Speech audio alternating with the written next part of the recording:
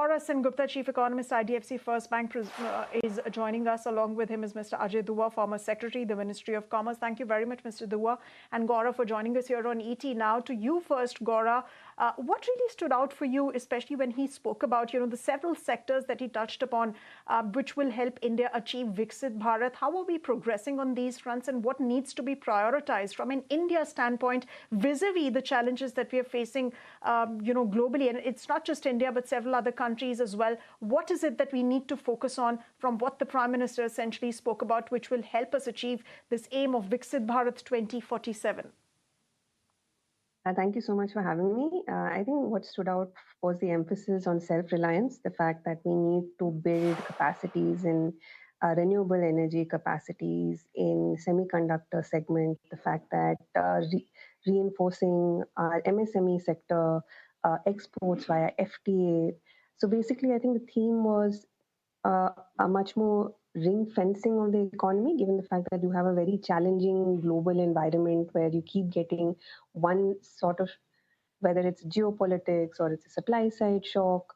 So, and supply chains globally have also become quite, the level of management of supply chain disruptions, that is also a challenge that is facing countries. So I think one of the key points that stood out is self-reliance, and also the fact that the focus on infrastructure, not just road, railways, but also developing deep ports was very essential. Also, the goal of Viksit Bharat, basically to become a developed economy by 2047, it basically require that your GDP growth needs to grow, at least in nominal terms, on a consistent basis by around 10% every single year. And that would translate into a real GDP growth of around 8% till 2047 for if you have to hit that mark. So that is a key challenge that India will have to undertake. And this consistent 8% growth over the next several years will be in an environment where you are faced with challenges of, let's say, AI. You have challenges of, as time progresses, you have, the demographic dividend, which will last at least for India for the next 10 years plus. After a while, that demographic dividend will also change. Then that also has ramification from a growth perspective. So to maintain that 10% nominal GDP growth in a highly volatile environment.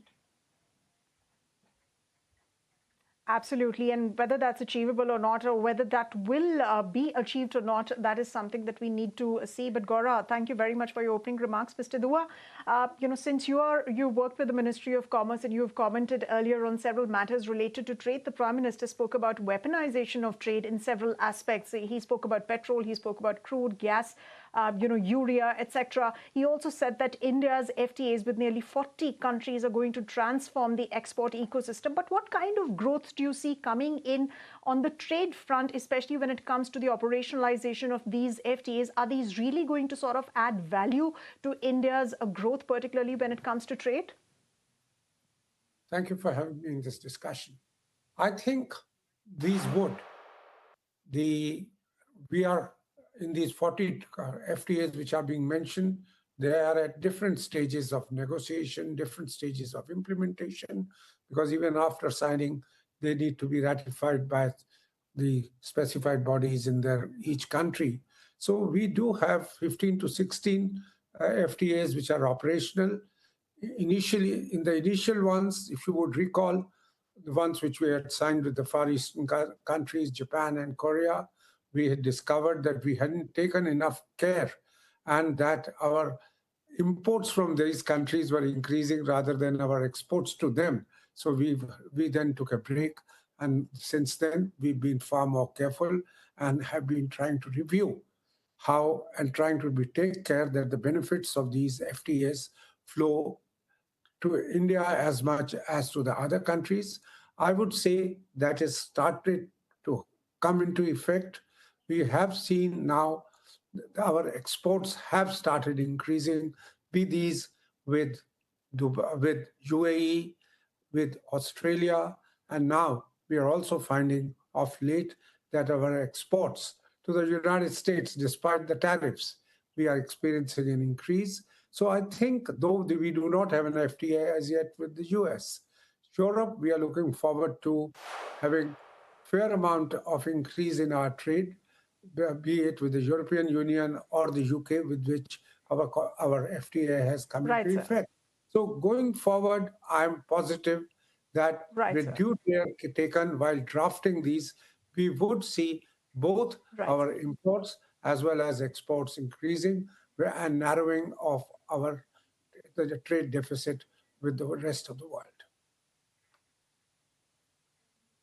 Absolutely, sir. And this is something, the momentum of growth with respect to our exports has been seen despite of the West Asia crisis, and that's largely due to the diversification strategy of the government. But whether or not it is able to capitalize on the FTAs and the kind of value that these generate, that will be interesting to see whether that's going to be just an incremental value or exponential growth is something that we're going to see will be important to watch out for. But Gaura, let me talk to you about one of the aspects that the Prime Minister touched upon, and this is something that he's spoken about multiple times in the past as well. Manufacturing. He said that India must make the entire value chain. It should not just be assembling products. But the big question is, how close are we to achieving that? And second part of this question is about, our PLI schemes. We do have close to 14 PLI schemes. How much are they delivering, especially when it comes to domestic value addition? Because remember, having a components ecosystem here in the country that adds domestic value addition is a key aspect that India needs to be looking at.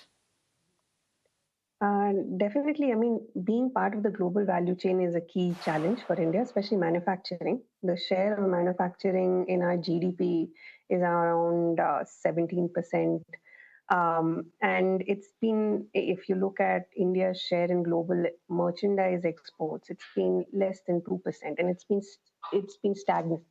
So that has been one of the key challenges, being part of the global value chain. And what makes it more challenging is the fact that you have somebody like China, which already has the scale and the resources. So as a result, for example, many Chinese industries, they get a lot of subsidy from their government, which reduces the cost of production drastically. For example, raw material costs are subsidized, power costs are subsidized. So, trying to compete with that level of support uh, for us is a challenge. So yes, I mean, being a part of the global value chain, moving out of just assembly, which we have made quite a lot of inroad. For example, in the electronic goods, if you look at India's share of electronic goods exports has actually gone up in our share of merchandise. But what we are also seeing on the import side, the share of electronic good imports has actually also picked up, because we are getting more in the assembly side rather than the component manufacturing. So that will require, let's say, ease of doing business, better infrastructure, so companies can actually set up production facilities. We've had a scale of success in certain Right. areas like cell phone manufacturing. Right. But yeah, you require ease of doing Right. business, you'll require better infrastructure. In a way, Right. if you look at that, India has made certain fundamental reforms, for example, GST, Right. where you get a uniform tax across Absolutely, the Gaura. country. Yes. Yes, and we need to build on this momentum to sort of, unleash the kind of growth that we expect to see from the manufacturing ecosystem so that it can become an important percentage as part of the GDP.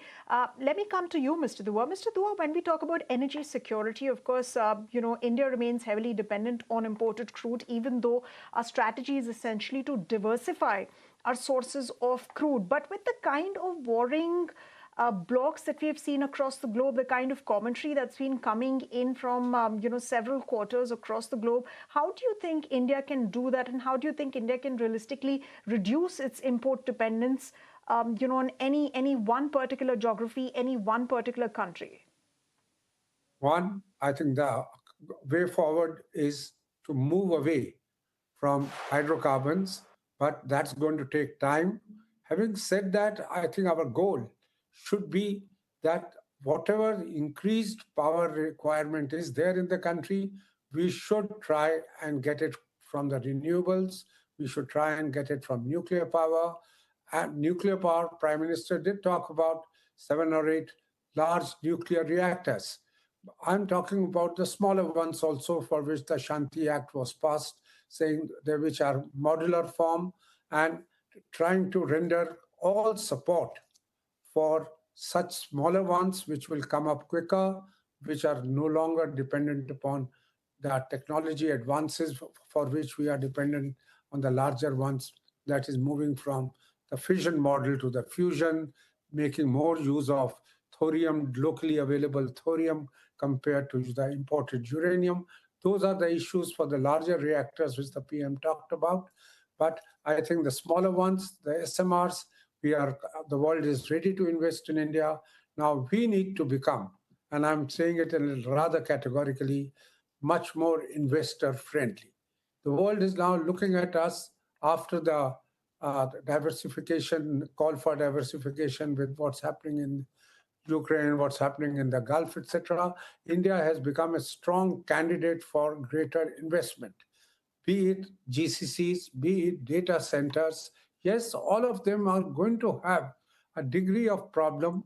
The data centers will require much more water, much more power. All those things are there. We have to look at that if we want to be more and more dependent upon our own resources, our own location, we have to no longer be hesitant.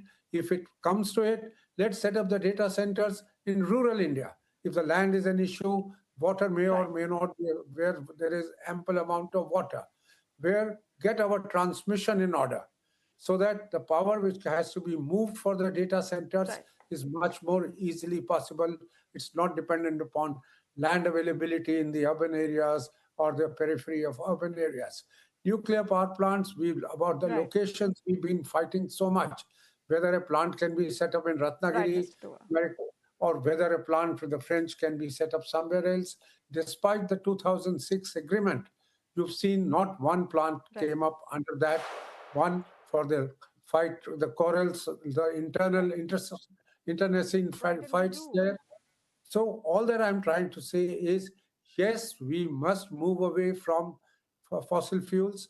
We probably might get some more with the coastal exploration being set in motion now, but we have to move to other forms of energy much more seriously than we have done so far.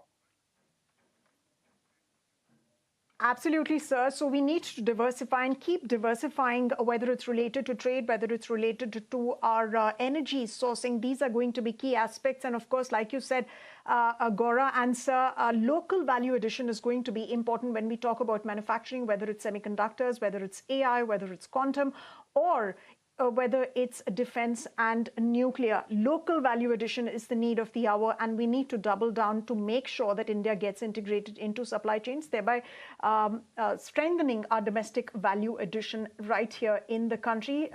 Gentlemen, Mr. Dua and Gaura, the Prime Minister has given a very ambitious economic vision for India. There are going to be some challenges that need to be tapered over, they need to be looked at, and we do hope that policy makers are, of course, going to look over some of these challenges and are going to work around some of these challenges and addressing them. Thank you very much, Gaura and Mr. Dua, for joining us here on this special broadcast. Once again, ladies and gentlemen, wish you all a very happy Independence Day. Thank you very much for taking the time out and staying tuned to ET Now.